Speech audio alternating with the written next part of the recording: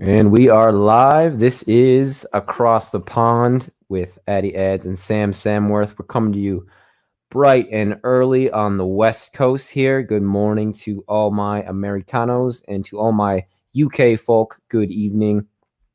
Here again Good with afternoon. Sam Samworth. How are you doing, Sam? I'm good. It's good afternoon here, mate.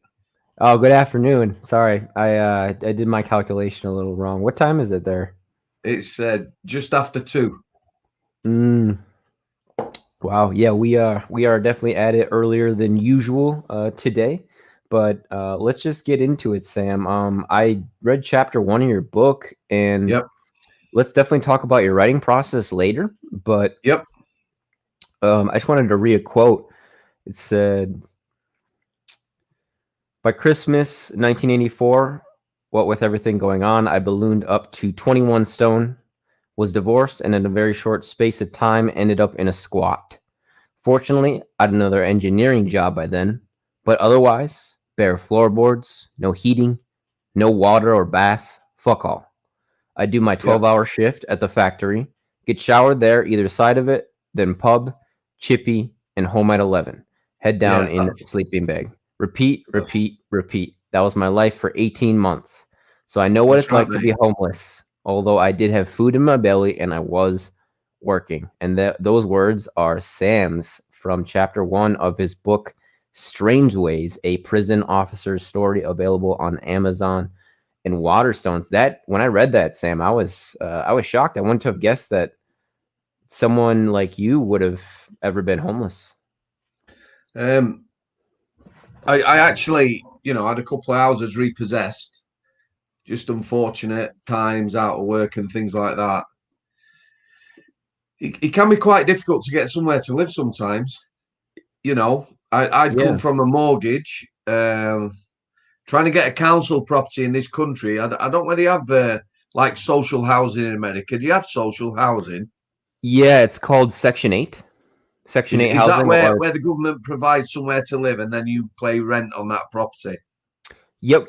It's called Section 8 housing, or colloquially it's called the projects too, the project housing. Yeah. Right, yeah. So not many houses. The council now it's different. They used to have long lists though.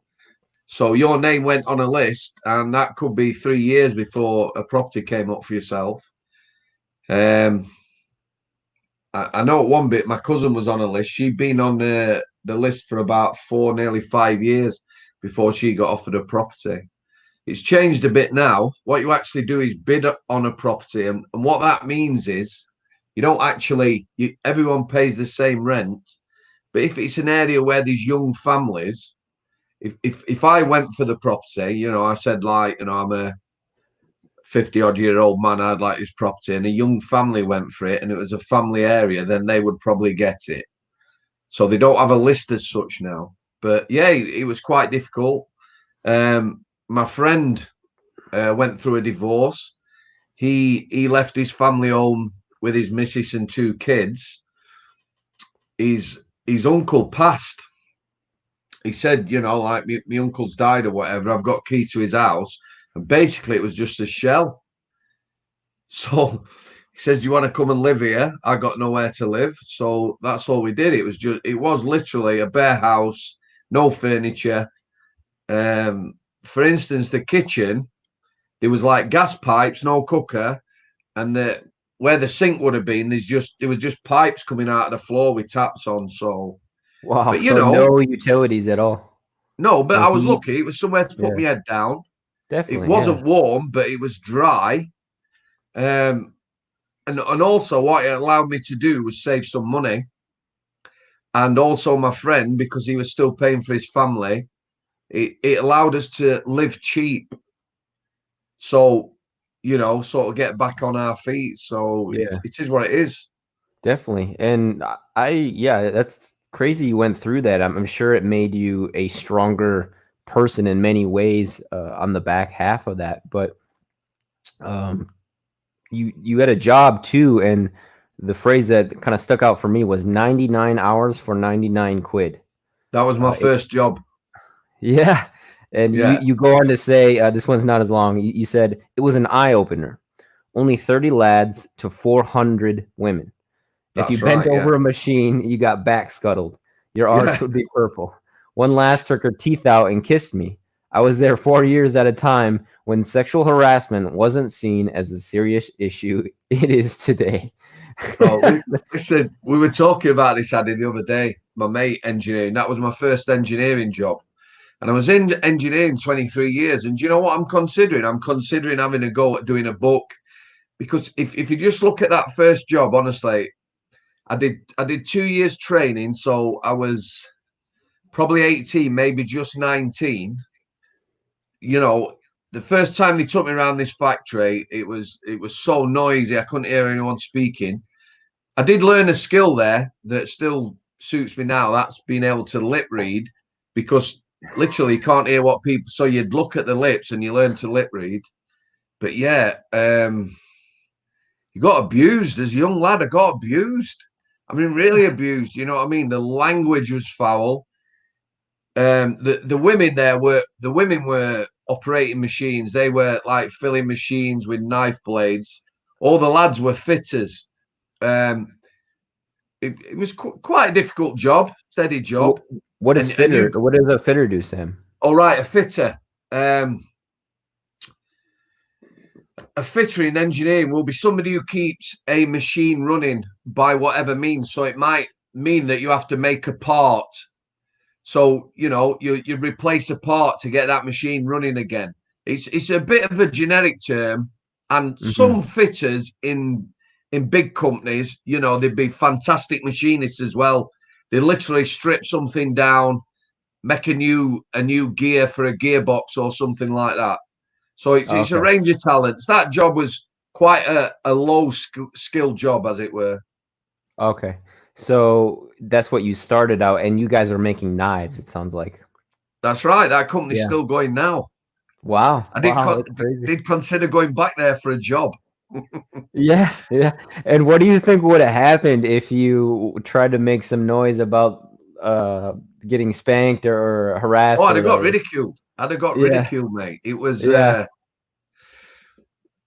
I tell you what it was. Everyone worked hard. Friday night, all the lads went out. You all went out Saturday night. The lasses would go out, so you'd bump into each other, and basically people did long hours, worked really hard, and then just blew it in our pubs at the weekend. You For just sure. Working class. well, yeah. So yeah, I guess it is. I guess it is. Not everyone, of course, but yeah, yeah, you just go blow off steam. And I just want to double check on a word, Sam. Chippy is dinner? Chippy, right? A chip shop. You have a few chip shops in America where you buy fish and chips. Okay. It's a Gotcha. British staple. A chip shop. You can buy fish, chips, other fish products, maybe pies and sausage and things like that. Okay. So Yeah, I have been to a chippy before actually. there you In go. London. Yeah. I just didn't know it Yeah. was a So chippy. but literally, and that is straight up. Honestly, have a shower, leave work. Be 7 o'clock. We'd meet up. Sometimes people would drive to a pub and leave the cars. Just have a skinful, 6, 7 pints, maybe a bit more. Chippy, back to my sleeping bag, and Yeah, that's nothing for a big guy like you, Sam, huh? 6 or 7. well, For me, was that's a English, lot, but in college, not so much. But mind you, and there's some dubious beers in America. When I've yeah. been, when I've been and had a drink, throw them back, as it were. What So kind of beers do you like, Sam? me, I like what they call beer in England. There is some now in America. Some of these microbreweries are producing real beer, not lager. Um, I agree. Yeah, the Pacific Northwest, which is where I'm at right now, is actually yeah. becoming really well known for their microbreweries and their beer. Well, there you go. Yeah, but So American beer is I agree. Like I'm not with the Bud Light, Miller Light train or anything like that. no, you But can, I that Budweiser, you can just off the pump throw it back. yeah, it doesn't matter who you are either. You can be a little, a 21-year-old having their first beer, and it's not a problem. But Yeah. yeah, it's funny stuff. Yeah, I agree with you. American beers they're getting better, but they're generally not great. So 99 quid, 99 hours. That is, well, at the time the value was different than it is now. Do you know what the exchange rate that would be for US dollars at the time, No if you idea. remember? It'd Yeah. probably be, it'd probably be quite similar. I can't remember how much, the hourly rate was. I do know I bought my first house in 1982. Yeah. Um, and that house was a newish house, a semi-detached house. A lot of our houses, it was joined to another house, Mm. garage, garden. That was £21,000. So maybe then only $23,000 or something like that.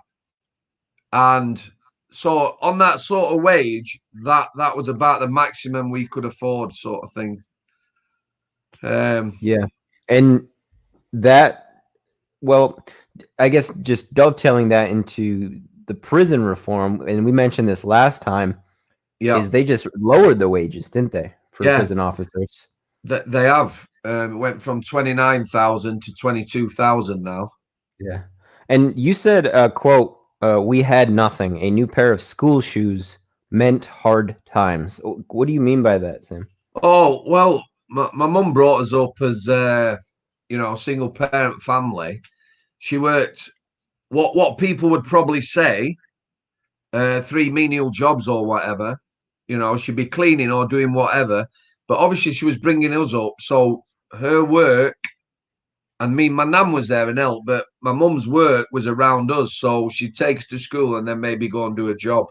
And I just remember money was very tight. What I meant by that was, if me or my sister needed new shoes, that'd mean there'd be no money. My mum had no money to spend on herself. Okay, We I were understand. quite poor.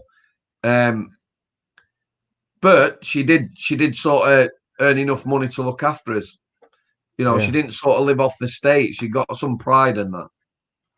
Yeah, that's great. And yeah, I think people who come from single income households and single parent households can definitely identify with that. And it's great seeing people progress in that way too. Um, we've talked for about 12 minutes now, Sam. We actually haven't mentioned, excuse me, the pandemic yet. Any No, updates over there in Yorkshire? well, it's got a little bit more strict. Really? The, Okay. the police are actually now fining people and challenging people over the Uh, journeys. Um, actual virus news, as it's been reported, our death rate has just peaked. It's very easy to say that. I mean, it's a very sad state of affairs, but it's just sort of peaked. They're hoping that over the next 2 weeks it's going to start dropping. But there's a lot of people that relate to prisons and other things in the community that people don't understand. I know now, friends and family, probably a dozen people who have the virus now or who have had it. Now, my friend, about a you week know and a what half doesn't, ago, Sam? You know a dozen people personally that have it now oh, yeah, or at have. least. Oh, Yeah, wow. definitely. Oh my goodness. My friend was quite ill maybe a week and a half ago. His wife was very concerned and she phoned an ambulance. Do you have like an ambulance service over there? Obviously, you Yeah. do. Yeah, Yeah. it's for us it's 911. For you guys it's 111, right? No, 999. 999. Okay. What 111 is the information helpline, as Oh, it okay. were. That's right. Okay. So his missus were really concerned. His breathing went really shallow. He was obviously in a lot of pain. So the paramedics came and they didn't take him to hospital. Not because they're not bad people. Their reasoning was they felt that although he was ill, you know, he didn't need to be in the hospital. They were struggling for space in the hospital.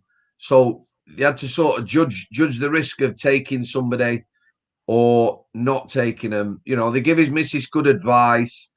They said if it gets any worse, please contact us. Yeah. And And and like I say, he's your demographic about? yeah, Yeah. yeah.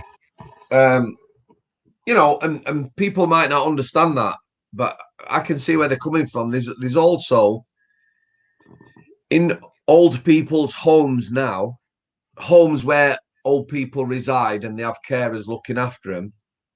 They're not taking any people to hospital from old people's homes. One, they will probably die if they take them to hospital because if they haven't got the virus, they will. And also, it's about, caring and looking after people. Some of the homes, my missus works in a dementia home, so then people are obviously quite ill and take more looking after. We have some old people's homes that just look after older people, not necessarily got dementia. They're actually trying to move these people back in with relatives so they can use the home to house virus patients. Oh, okay. Yeah. Okay. So in effect, if they could empty a home, that would become a mini hospital sort of thing. Right. Wow. And you guys, I haven't read recently. Are you nearing the max capacity, would you say? Allegedly, this weekend and this next week, it should reach a peak, and they're hoping it'll start dropping off then. Yeah, let's Shopping all and hope things so. like that have got no better. It's still the same. Okay. Plenty of What do you food mean in by the that? shop. Okay. Queuing. Um, Most people now are being sensible and courteous. You get a few idiots who are still not following the rules or whatever, but you're always going to get that. Of course. But Yeah. generally, And as a population, people are like being more caring, more that's good. understanding, Yeah, and definitely. more civil with each other as well. So Yeah, and that's something I try to do when I go to the grocery stores, make sure that I'm really polite to the cashiers because I yeah, have noticed here that they are getting more on edge, which is interesting because it like we're not really that hard hit. They may have more so to do with people's lack of attitude. precautions. Yeah, and because like I said, I'm in downtown of a college town essentially, so it's mostly young people that I'm around, and when I go out, I'm I would say maybe like the last time I went out, maybe 30% of the people I saw had masks, and that's being pretty liberal with that estimate. So Yeah. despite that, we're not having a huge problem in this particular county, and but they are going up statewide. But Have your cashiers got screens? yes, they do have the plexiglass now. I noticed at the grocery stores, which I think is a good idea, especially because not all the cashiers. And to be honest with you, I don't think I saw.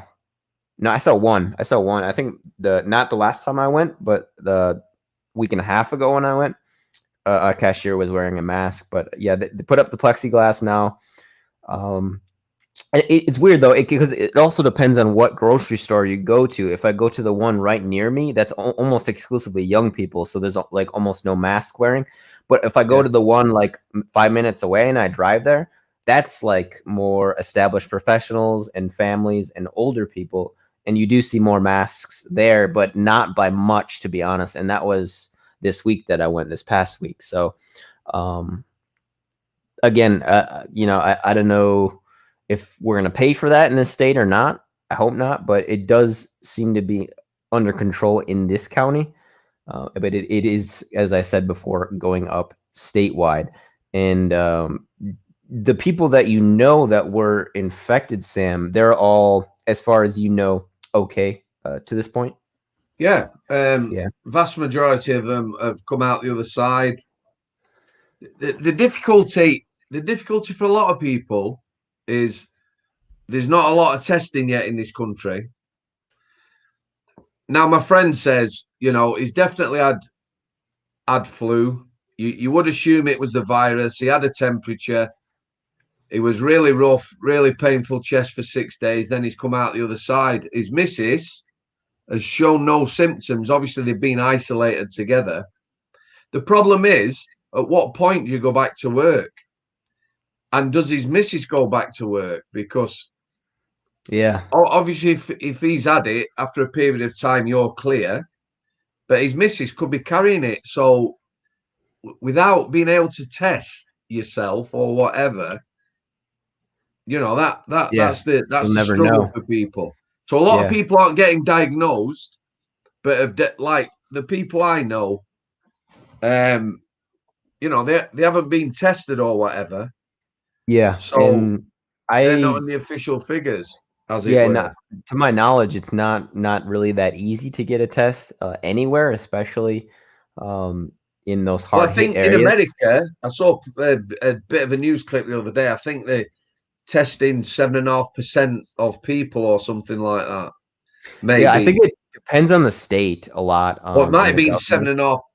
7.5 sort of people in 1,000 or something, Oh, which is okay. still not, Yeah, it's not you know. enough. Germany is doing, as far as I can tell, and what I've read, the most testing out of all the nations that I've heard, and they're doing that all the way to the end of the month. I read something like 3 million tests or something, just to get a firm grasp on it. And they do have a pretty good handle on the situation, similar to the Asian countries that do, like South Korea. Yeah, So, yeah, that's thanks for that update, Sam. And yeah, if anything else comes to mind as far as the coronavirus, please do share. But you did mention that the cops are cracking down a little more on basically people who are breaking the rules. that's But right. I wanted to show you this particular clip from. Uh, I'll just show you a little bit of it. We don't have to see the whole Okay. thing, but because this guy goes off. He's one of your countrymen. Oh Um, yeah. yeah, let me see.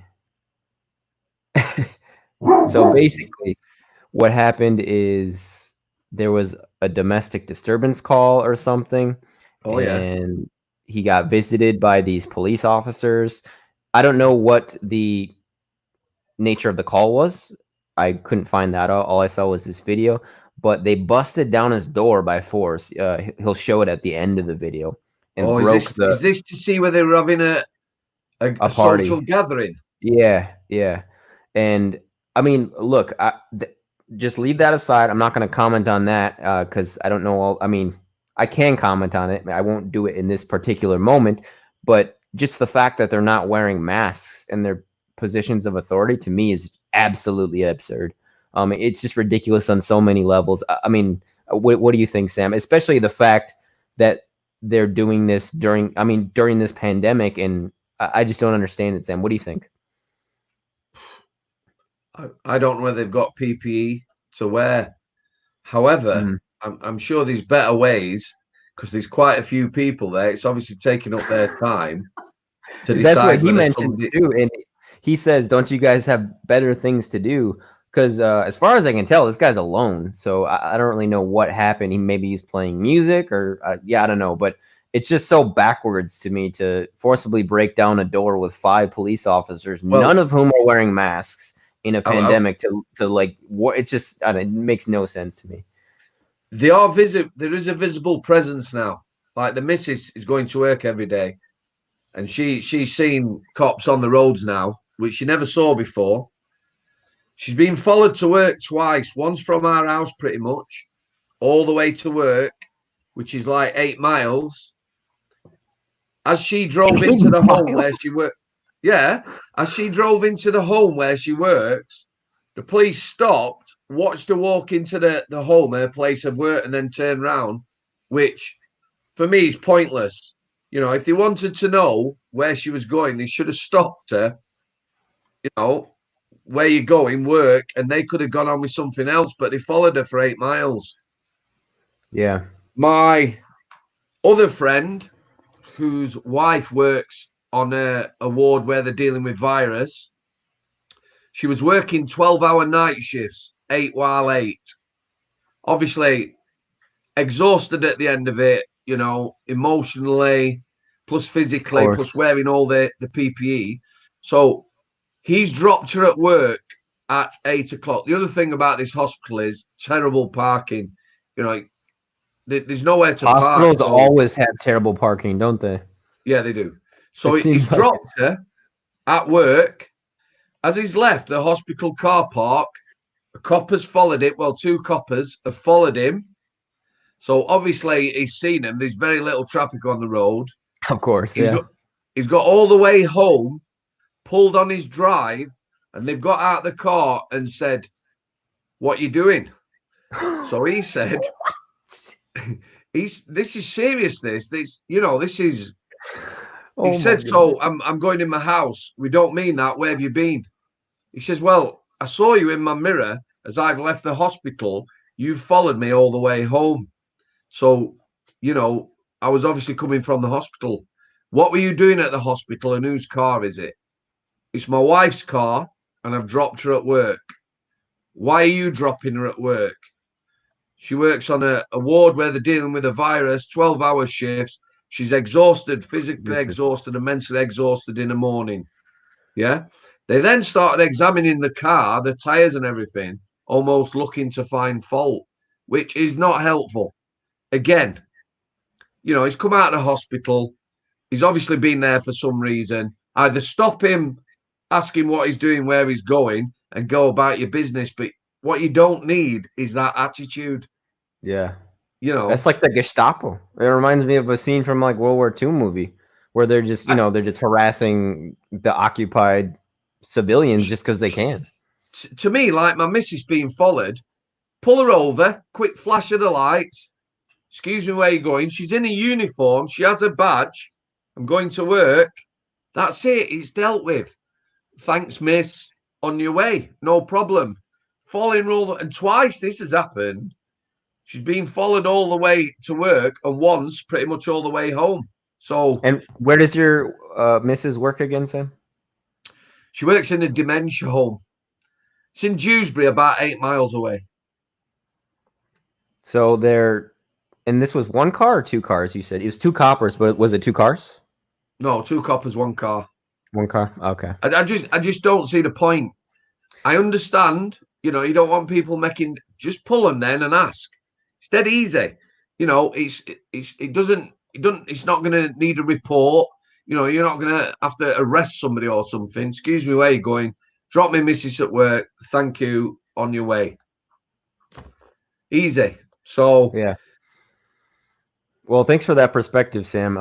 Because I'm with you on this one. I don't understand it. Unfortunately, I'm not seeing any of that here in the state I'm in right now. I haven't seen really any instances, as far as I can tell, in the United States, which I think is a good thing.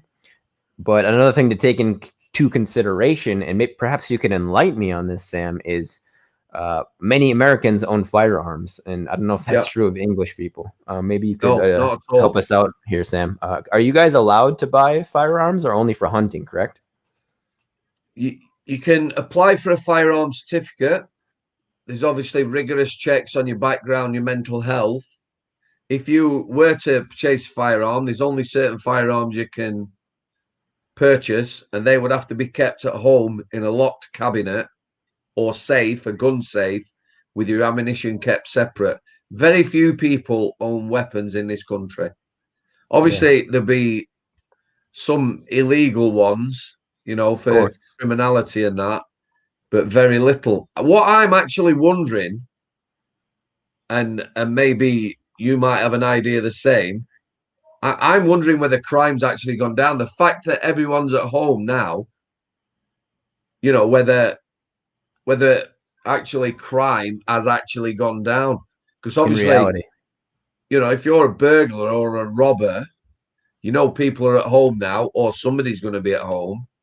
Um, Car theft, violence based around alcohol. No one's going to pubs and clubs anymore.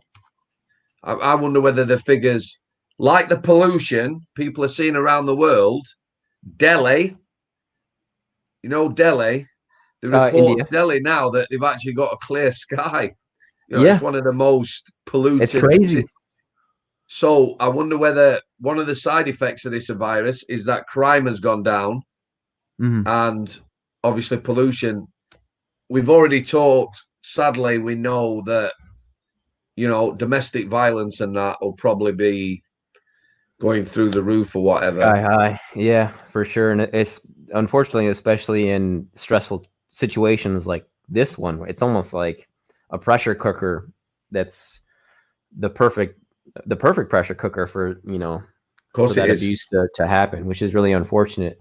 But yeah, thanks for that, Sam. That those updates, because I didn't know any of that stuff, and we're glad that your friends are okay and that they've gotten through the virus.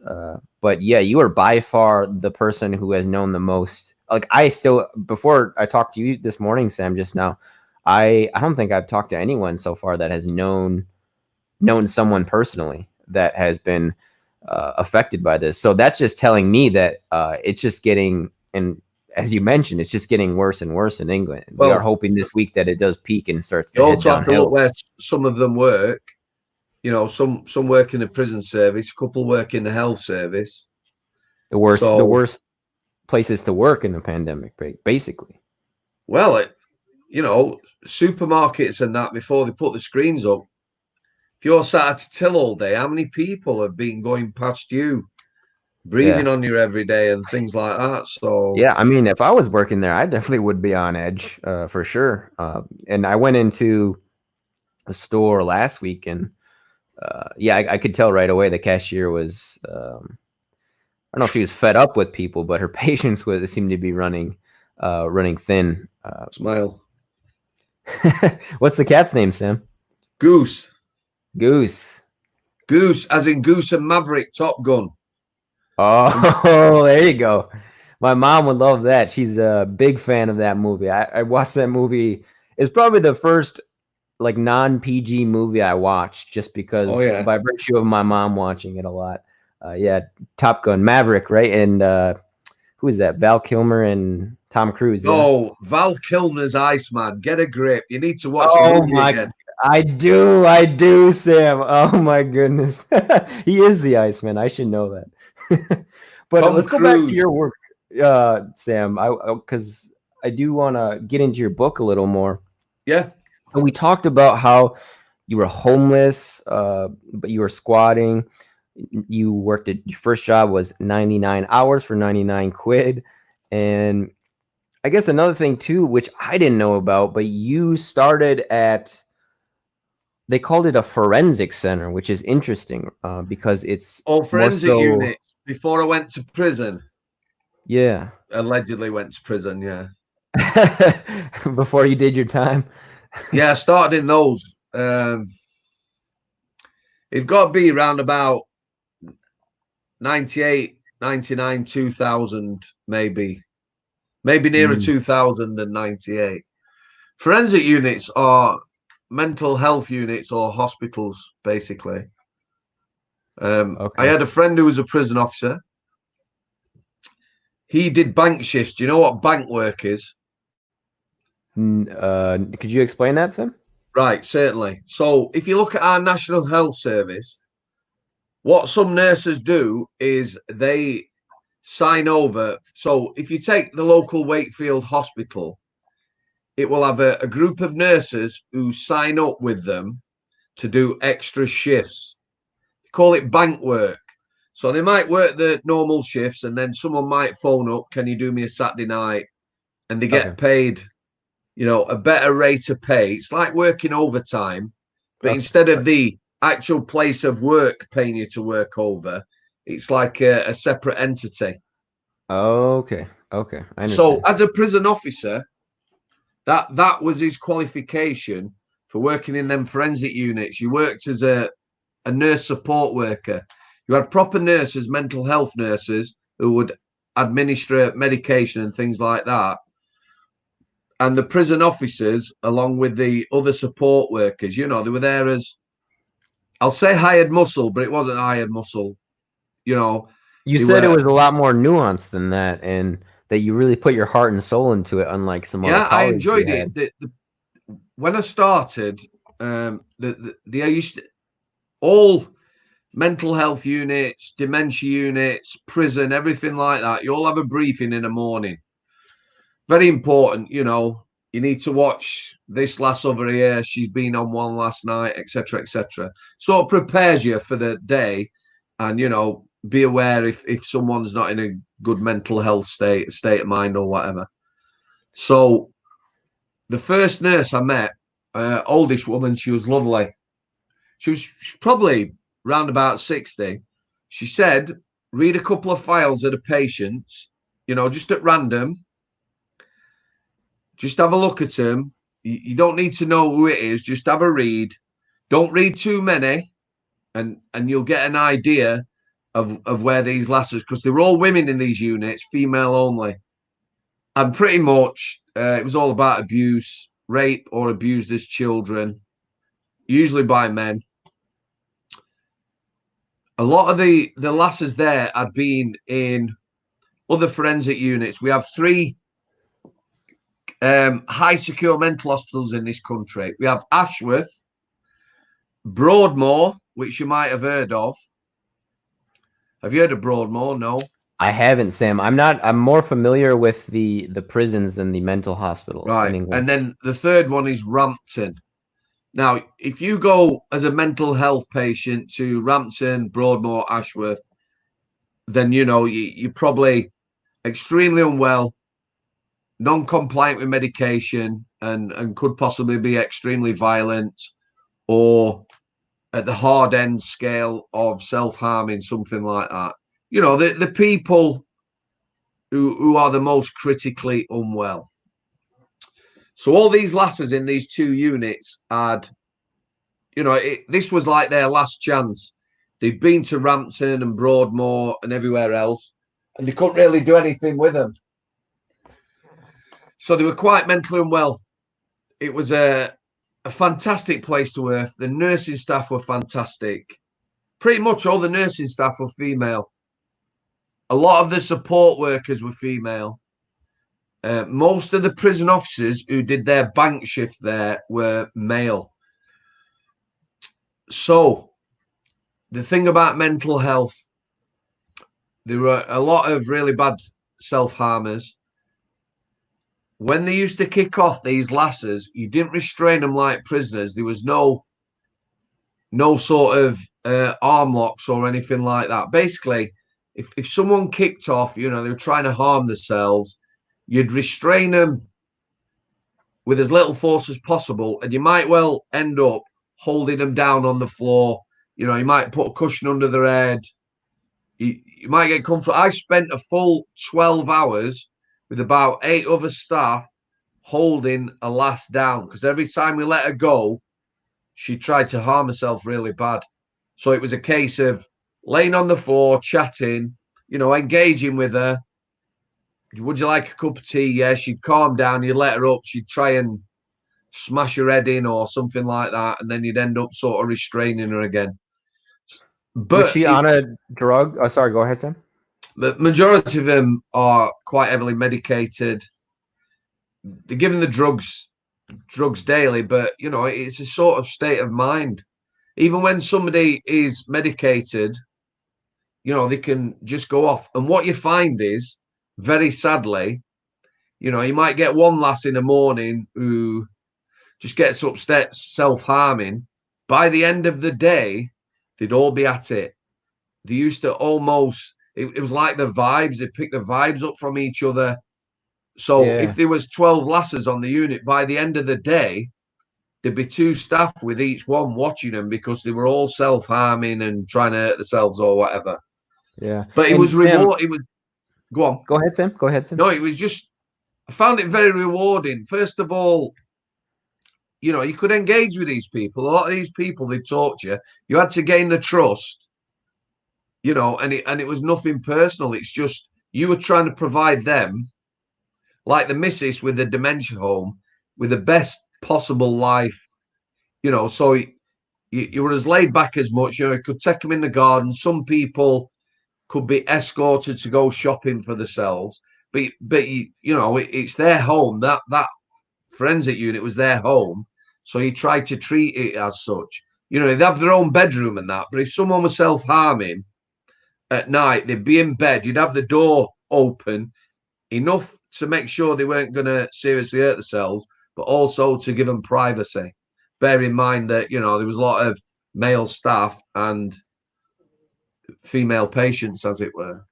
But it was And rewarding. I enjoyed it.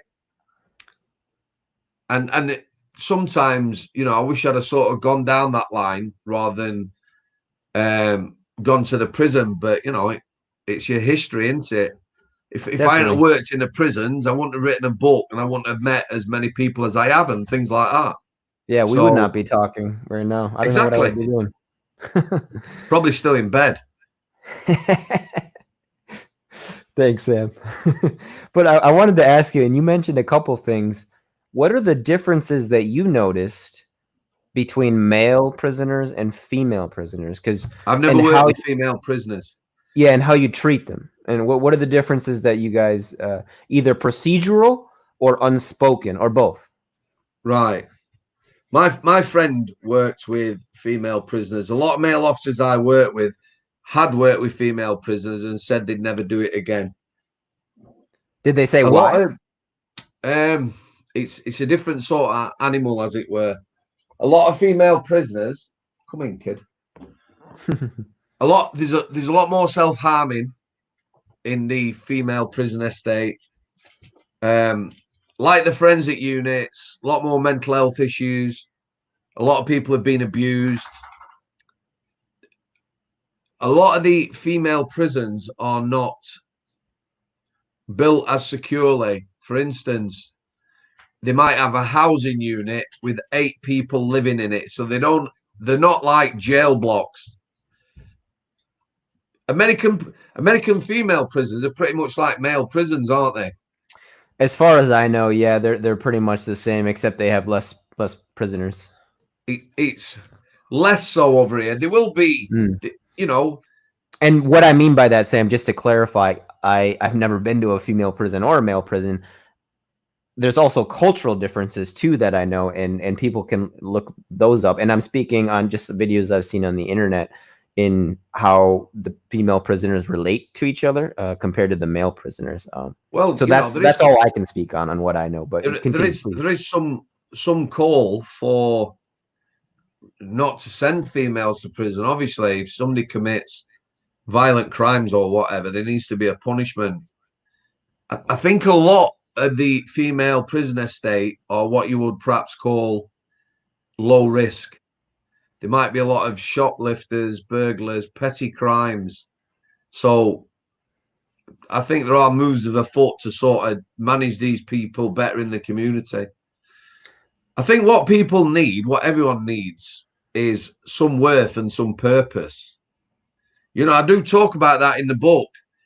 A lot of these drug addicts that they're released, the time to get hold of them is as they are released. You know, if they're going to get money, if they're going to get social money and housing, then, you know, attach something to that. Get them to go to work for 30 hours a week. I'd love that, me. Give me 10, 15 lads. You know, give me a country park or something that wants painting or clearing, and we'll go and do that. You know, give them a bit of worth and something to get up for in the morning. And I think in a female estate, that's what is needed. I think I get the impression from what people have said and the people I know, and you can read about female prisons, that like almost places of despair rather than the male prisons. So what I'm hoping is when this virus is over, the problems that are being highlighted in prison get resolved, or people take a step back and say, right, you know, we need to just let me plug this in, mate. Yeah, take your time, Sam. Oh, So we that's are it. live It's here with Sam Samworth. This is Across the Pond with Eddie Eds and Sam Samworth. Go ahead, Sam. Continue. so, you know, I'm hoping that people look at the situations, look at the problems, and maybe address them. So staffing, you'll see me on Twitter, Addy, every now and again. Staff. Mm. Without enough prison staff to run a regime and be able to deal with incidents, you know, we'll be back in dark ages like somewhere like they are now, 23-hour bang up. which definitely don't work. In modern times, that'd be a crying shame. So first thing anyone needs to do before they reform this and sort education and do whatever they're going to do is get enough staff so they can get prisoners out and start building staff-prisoner relationships up. Once that's up and running, prisoners know they're going to get out. They know it's Saturday and Sunday and it's going to be nice, that they can spend 2 hours on yard or whatever, or have a shower every day. You know, then the level of violence will come down. The anger, animosity, aggression, drug use will come down. Everything will sort of, but it needs a good 12 months with enough staff where prisoners know. All prisoners want to know. They don't always like what you tell them, but they want to know what's happening. So when I was in Strangeways, are we coming out this afternoon for exercise? Sorry, lads, you're not coming out. We ain't got enough staff. They didn't like it, but they appreciated it. What they don't want is it gets to afternoon, someone's kicking the doors, we want us exercise, and nobody's saying anything. But certainly, it needs a good 12 months consolidation. The main thing for me is getting people out. Yeah, getting people out, making sure they get the visits, the phone calls, the showers, their exercise. That's all they want. Basic things.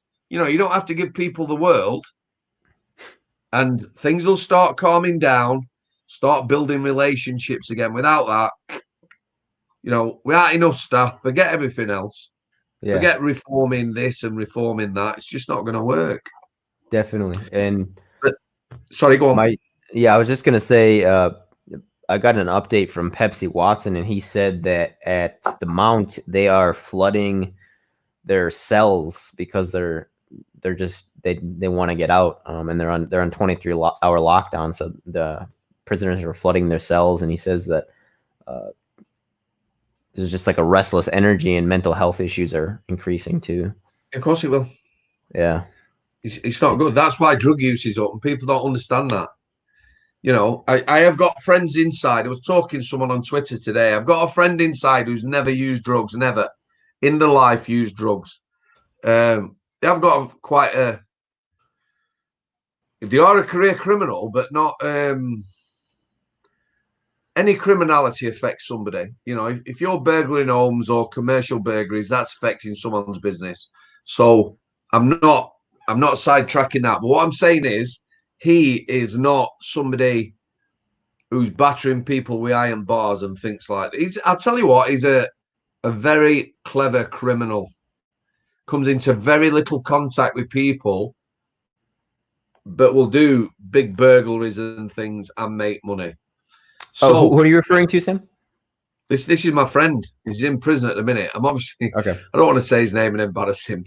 Okay, I'm sorry. I misconstrued what you said. No, that's all right. Who's in prison. So okay. He's now using drugs. So last time I saw him when he was out, you know, I was like, "You never use drugs." He says, "Boredom. It's boredom." He says, "We locked up all day. It's complete boredom. There's nothing to do.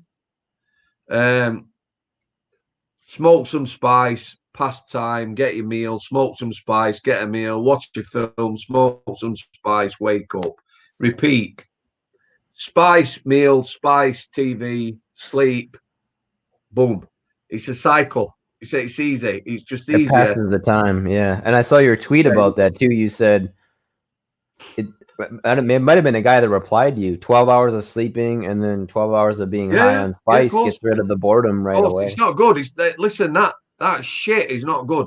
We're talking about spice as a genetic term. We touched on this the other day. The shit that's out there now that people are making is way more toxic than what you used to be able to buy it in England, well, in Britain, and maybe three years ago, £5 a bag, yeah. So you could buy it legally and smoke it. The shit they're making now is 40 times stronger. Instead of decriminalizing it and controlling it, the government outlawed it. So now you can go on internet after this and there will be recipes to make that shit that is destroying people's mental health. You know, some people are having one hit and that's it. They're in psychosis. You know, they might never be normal again. Some people can take it, some people can't. It's like everything. Yeah, So, and yeah, I have heard stories about people going, getting a little psychotic or having an episode when they do take it, and it's very dangerous when something like that isn't controlled. A substance like that, it's not only gonna, make the value of it go up, it's gonna make it easier for people to peddle and mix in their own things, like you said. well, exactly. That's it. You could buy 3 lots of spice in Manchester town centre, That's and it'd be crazy. I didn't know that. it's terrible. And you guys can It's buy. I taken think I over all mentioned city this centres. earlier, but you can buy codeine too in England, which I didn't know. But you can't buy melatonin, which I don't No. understand. But yeah, I might have mentioned that on our first podcast, actually. But let's do a little change of pace to something a little Yep. lighter. Actually, in chapter 1 of your book, I just want to read a slight quote. One night after I kicked out of the sixth form, a mate and I were off out when a Rover 2000 pulled up. We Yeah. knew the lad in it from school. Do you want to Yeah. lift? As we pulled Yeah. away, this cop car came the other way, and suddenly we were off. He was hammering it. Only then did it dawn on me that the car was not his. That's right. I remember his name. I won't say his second name. His name was John, yeah? My mate, Teddy Webster, were in car with me. He, unfortunately, is no longer with us. He was a cracking lad. Rest in peace. I even remember the colour of the car. It was cream. It was dead innocent. Pulls up, window down. All right, lads, do you want to lift? We gets in. Bam, that was it. Pretty much straight away. It was off. And I think he got 3 years for that. Oh, So, wow. So you guys did get pulled over. No, he let us out. Oh. He basically had the decency. He just Good said, lad. Hammered it round the bend sideways, get out. We got out. He shot off. He got caught. So, Yeah. uh, Wow. That was a one of close them one for things. you, Sam. You almost ended up on the other side of the bars there, possibly. Well, there's been a few close ones when I think about it. And it's only recently this. When I was 17, I was doing my engineering training. There was a lad who, at the training centre, went to school with Gary Parkin. And we were stood at the side of a brick wall. And they had a little milling machine. You don't have to know what a machine is, but basically it was a small machine. You fasten a block of metal down to that machine, and then the machine runs under a cutter like this, and it takes layers of metal off it. Quite a basic machine.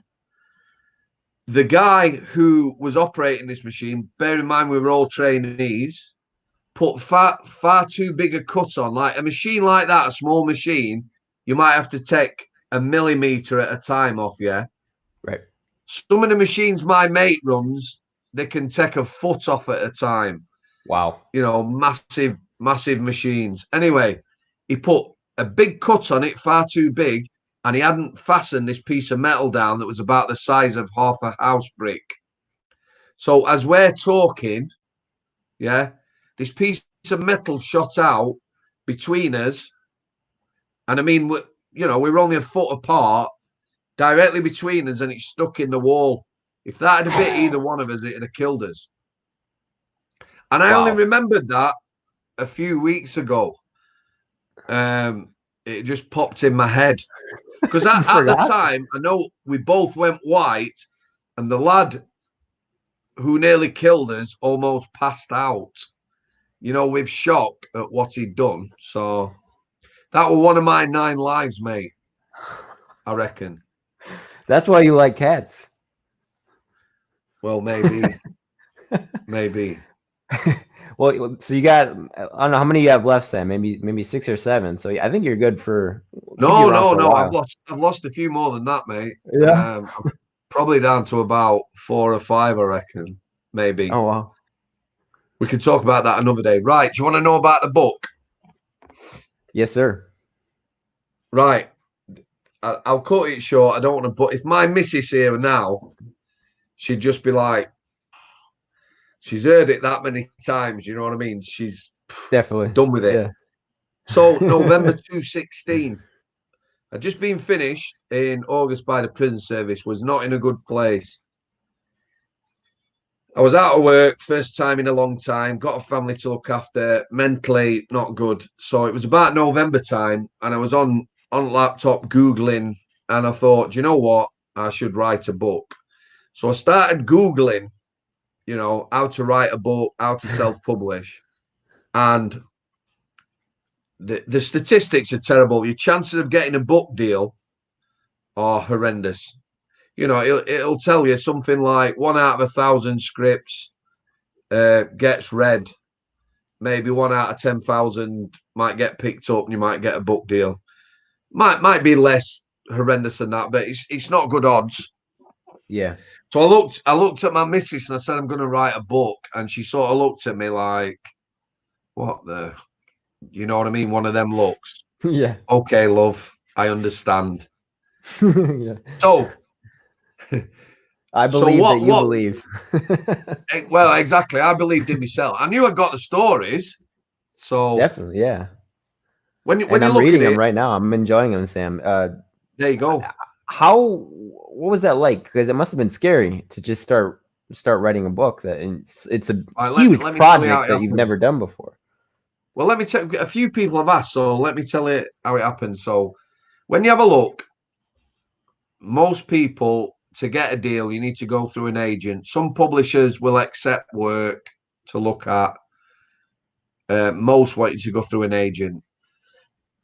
So in order to produce a book, you need a book proposal. That basically is the chapters, maybe a paragraph on each chapter, bit of a synopsis, what it's about, who you are, or etc., and one paragraph in full. So I bought a book from Amazon, How to Write Book Proposals. Yeah. So I started reading it and then threw it in the bin because it was shite. I'm not surprised. So I decided I would get myself a ghostwriter. I had no idea what this was going to cost.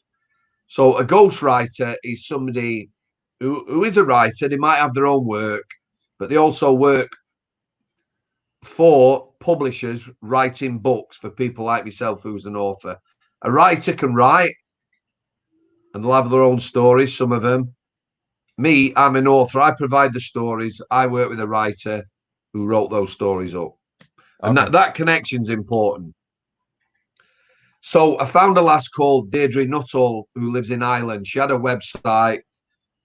She she looked like a nice person. So I sent her an email. I sent off loads of emails saying what I wanted to do. I got a few replies.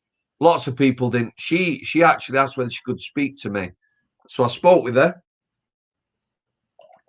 She says, yes, I can help you do a proposal. So we arranged to meet up the following March because this was near Christmas. I didn't have any money. So this book proposal that Deirdre was going to do for me was going to cost £1,500, 1,700, 1,750 US. So I had no money. So I had a motorbike, so I sold it on eBay. I sold my crash helmet, all my motorbike gear. I sold everything I got to raise this money. I met her at the airport. We spent the day together. She brought a dictaphone, asked me lots of questions. I talked about the prison service. Cut a long story short, a month later, and the money was well worth it. The book proposal, as we worked together back and forward, that she did me was what I wanted. It looked professional. I touted it around some of my friends and family. Yeah, that's the one. What I needed was, this is my lottery ticket. If I'm sending a book proposal to agents and publishers, I need someone to look at it and think this is professional. Pick it up and read it.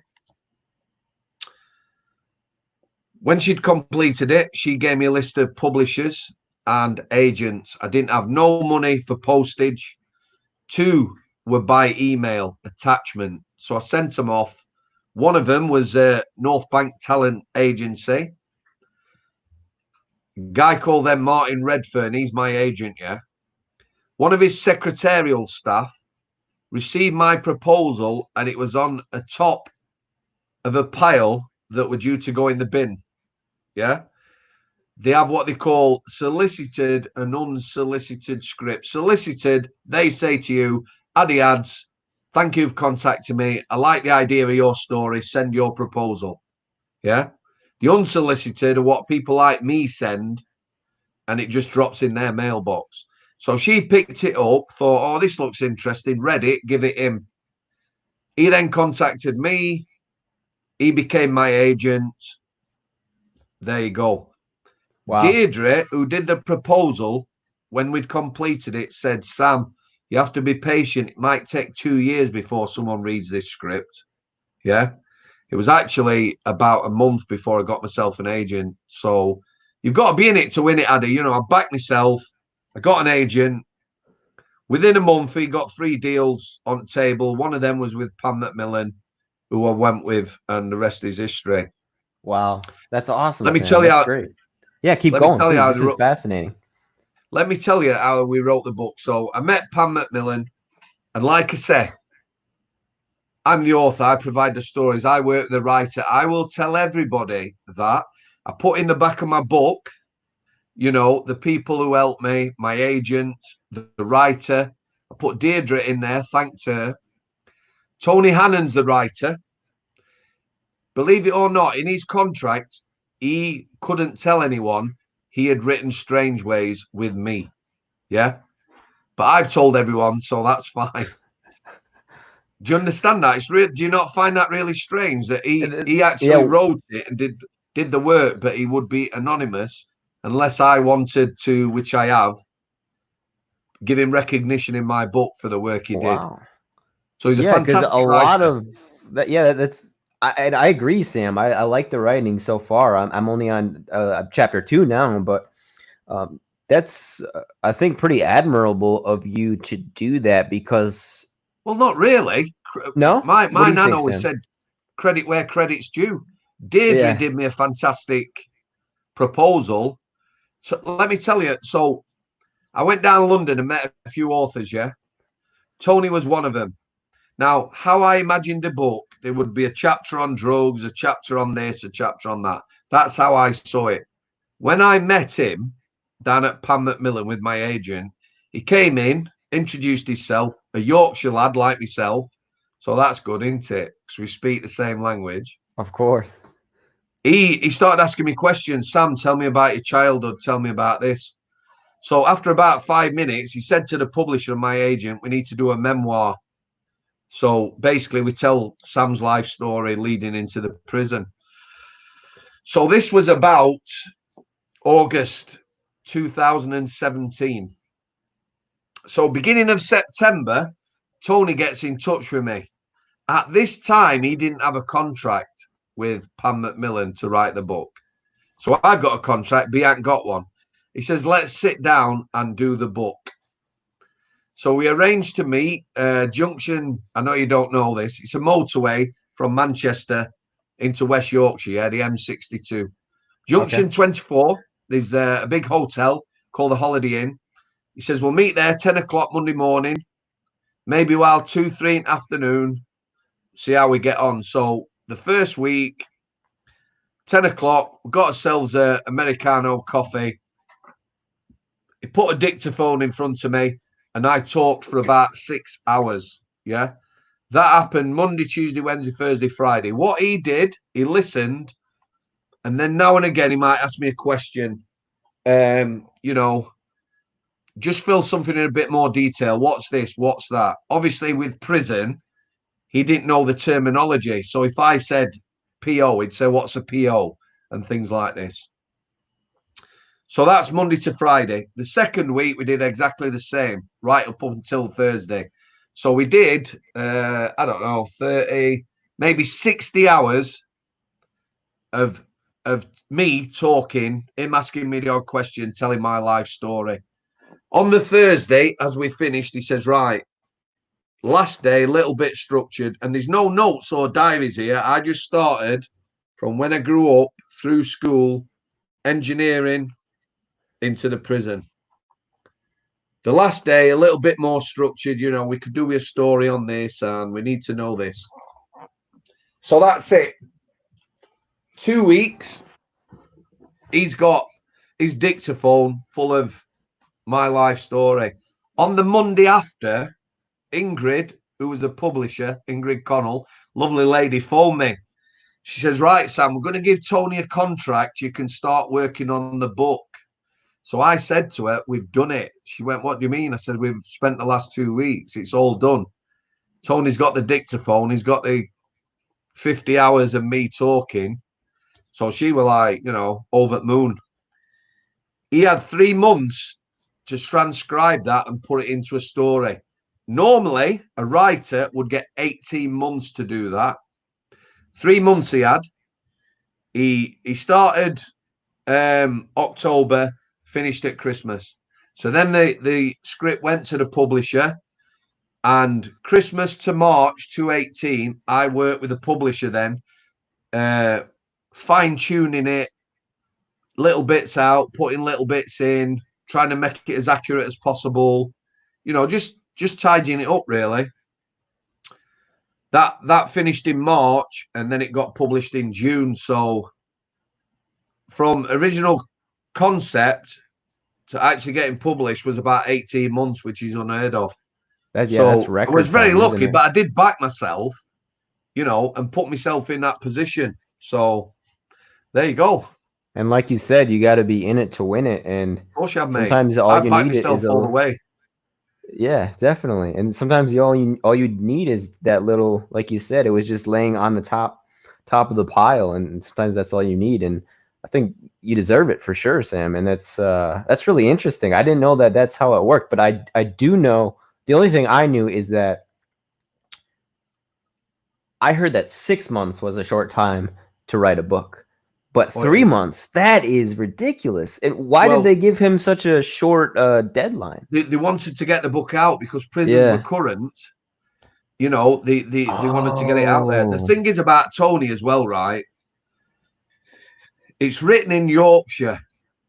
If you understand my accent, he captured what my friends have said. I was speaking to one of my school friends, lifelong friends, yesterday about when he read the book, because his missus has just read it. So his missus doesn't know me, but she enjoyed it, but he obviously does. He said, and a lot of my friends have said this, it's like you're in a pub and somebody's telling a story, like the life story. But he also said, when I was reading it in your voice. He said he's captured your voice perfectly, which he did. The phrases and how I talk, he captured perfectly. So, like I say, Tony Annan, top writer, credit to him. Yeah, I noticed that, Sam, and almost immediately, and I was like, wow, the diction and just the way it's written, like you said, it is very, very colloquial, and colloquial for you, like you said. Say it again, Sam. Can you tell that reading it yourself? I mean, I can't tell that it's specifically Yorkshire because I'm not familiar with that, but I can tell that it's written in in an accent. Like a colloquial way, I would say, where just like everyday speech, as opposed to I guess the extreme end would be super verbose academic jargon, and the other end is what just scribbling what comes to your mind, maybe. I don't know, but I really like that meeting point in the middle of good writing plus written in a way such that it's easily grasped by the commonplace person who, even if you don't read regularly, you can pick up the book and read into it pretty easily. Right. It's very interesting that, being an American, looking at it, you can see that some of the criticism, which to be fair is only a small amount, which people are entitled to opinion, but some of the criticism, if you look on Amazon, is that it isn't written very well and grammatically. And I think people have looked and they don't actually understand that is written exactly how I speak. It's not being put in Queen's English for people to understand. It is written as I speak, as a characterization. The fact that my friends, when they read it, or Yorkshire people, can see that it's got them Yorkshire colloquialisms, and my friends, because all my friends have said when they read it, you can't help reading it in your voice, in your head. then these people who've looked at it and said it's poor English or whatever don't understand that, you know, how it's been written. I think they're looking and thinking the grammar's poor or whatever. Yeah, You know, that's a little it's snobby in my opinion. I mean, well, I don't really read books for, you know, to look for grammar mistakes, because even the best, like I've seen like pretty much all my favorite writers, like I'll find a mistake like once every 1,000 pages or whatever, and yeah, you of know, course. it's about the content too. And that being said, it doesn't have to be written well, but it is written well, and it's very.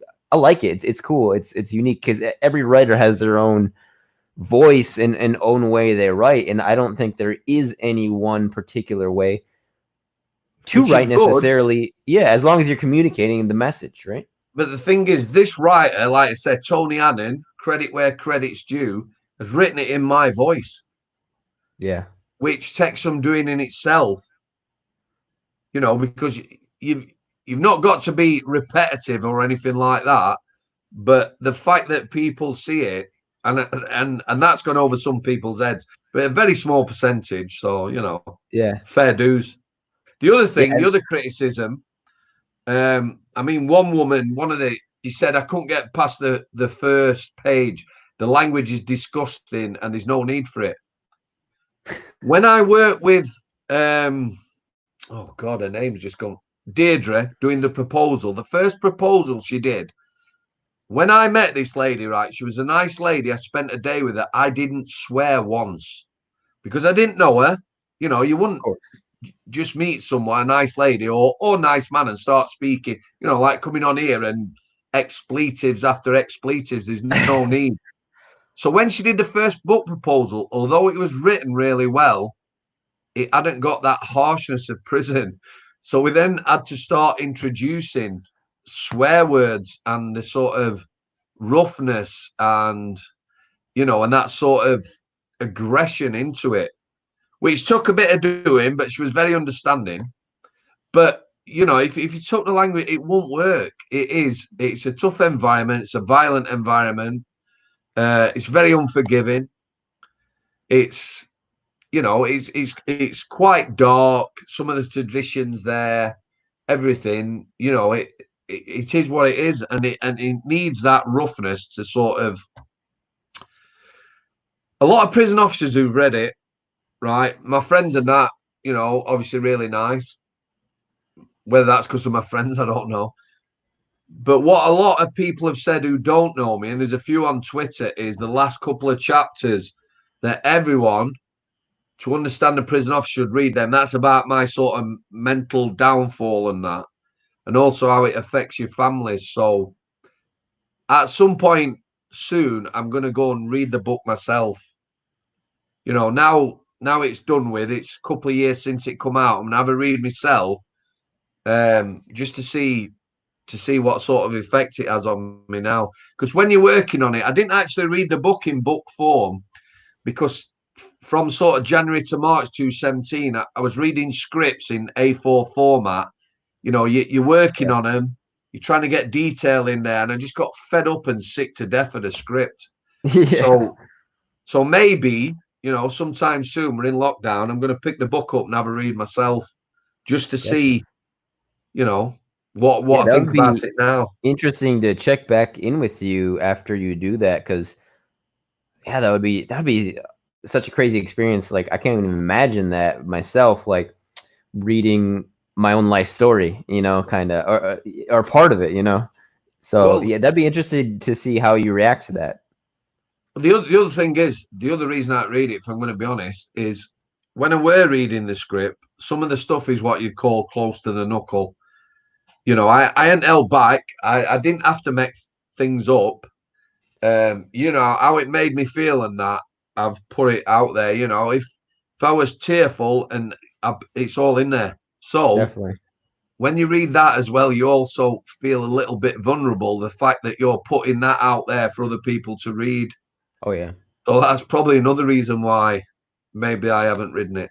So Yeah, I've noticed that too with my own videos. Sometimes I won't like, I'll like put off watching them because I don't like there you watch. go. It's the same sort of thing. Yeah, it's like I don't really like watching myself sometimes, you know, and Anyways, we got a question actually, Sam, and this actually reminds me of because I was going to bring it up. You used to be a, it's not masseuse, it's masseur, Yeah, masseur, I which is did. Yeah, a male masseuse essentially. yeah, yeah. Yeah, how did you get into that? I never would have guessed that you would have been a masseur. Right. It was about 1998. I got divorced. I was I got divorced from my wife, which was an amicable divorce. You know, we didn't sort of. It was just sort of you know, people start going the different ways in life. You know, it happens in relationships. So I was at a bit of a loss. So one of my friends said, "Why don't you come to college, do a Swedish massage course? I'm taking it." So this lass had done loads of physio on me. She was a physiotherapist, loads of physio it passed when I played rugby. Um, because her ex-husband was part of the rugby club setup where I was at. So she was really good. She'd never take money, but she sorted me bad necks, bad backs, and all that out. She was lovely. And she was taking the course. So I went on the course. I did that course, which I really enjoyed. It was all females apart from me. Apart from So the big bald guy. yeah. So there was 17 of us. So the very first night, she showed us a bit of massage, and then she says, "Right, pair off and work on each other." I knew what was going to happen. Odd number. So there's 8 pairs of lasses, and I'm just stood there on my own. So she called them all back into the middle of the room. She says, "Right, let me explain something to you. There's only one male in this group, and he has different bone and muscle structure and will feel different to all you guys here. So, if anything, you want to be partnering up with him." So, after that, you know, everyone was always wanting to do my back and that, which was fantastic. You had 8 women fighting over to massage you. 16, yeah. Oh, Great. 60. Oh, yeah, 8 pairs. Right. Yeah. So, I did that course. Then, while I was doing that course, there was beauty therapy. It was a beauty therapy college. Another lass used to come into class who did aromatherapy. So, she says, "Why don't you come on the course?" Again, all females, just myself. Then I went on to do Indian head massage. Did a reflexology course. Did some Reiki healing, universal healing. I And read that. then, And Reiki, is that how I pronounce it? yeah, it is. Reiki. Okay. In my head, it was always Reiki. So I got that I'm, wrong. I'm But going to that's give you the, some homework. Have a read up about Reiki. And next time we speak, you can ask me questions. yeah, yeah, definitely. I know someone who does it, and I've been wanting to ask her There questions, you but go. I haven't So seen her have a recently. read, see what you think, and then you can ask me them questions. But I had Definitely. my own business for a couple of years above Yeah, a yeah. hairdresser's, and pretty much all my clients were female as well. So it's quite a tough gig for a male masseuse because obviously female, Masseur. yeah, they've got to feel comfortable with you. So it used to make me super nervous because you know you want to know what's going to go on, what they leave on, what they have to take off, etc. But you know, it was great. What was really difficult though, I'd have had to have you know, a book full of clients. It was really hard. I was always because I had no money to start with. I couldn't advertise. Um, you know, it was just difficult. Although I had regular clients and I got on with all my clients, you know, if I'd have been in a clinic, if I could have worked in a clinic where people come to you for massage, it'd be more well and good. But all the clinics in Sheffield were female clients and female masseurs. So They weren't interested in hiring masseurs. not males, no. No. Wow. So, you know, if I So could have got in somewhere, it'd have been great. Because once I met people, don't get me wrong, and I had clients as young as 16 to sort of 80. And wow. once some were nervous, you know, because people sort of bought them a treatment and they come, they expected me to be female because it was called Sam as well. And then when I sort of, they'd be like, "Oh my god!" But you put them at ease, and then you know you got a decent friend and a lifelong customer. So it was That's good. awesome. Enjoyed Yeah. it. That's great. Yeah, and during that time, that was that your only job, or was that basically No, a I was side I was hustle? teaching in the community. That's Boo Boo. That our Boo Sphinx. boo. Yeah. Wow. I've never seen one of those before Have you in not? person. I guess this isn't technically person, but Yeah. Say hi, Boo Boo. hi boo boo. Yeah. What was we saying then? Yeah, I was teaching in the community aromatherapy courses, and I was also a bouncer. So I did my massage in the day. I was bouncing at night, and the I'm not people. laughing at you, Sam. I'm laughing because you would never expect a bouncer to be a teacher of Someone looking like aromatherapy me, exactly. who Someone also looking looks like like you, who also is a exactly. masseur. Like you would never guess that. But once you get People, to know you, you're like, oh, I they can see see, that. yeah, you can now, but through my life, like you can imagine. One woman, she was a policewoman, said, I'd like to pay for a massage for my mum. It's her birthday. She lived in Derbyshire, which was on the outskirts of Sheffield. So I said, does she live on her own? Yeah. How old is she? 65. I says, what's she going to think when I turn up on door?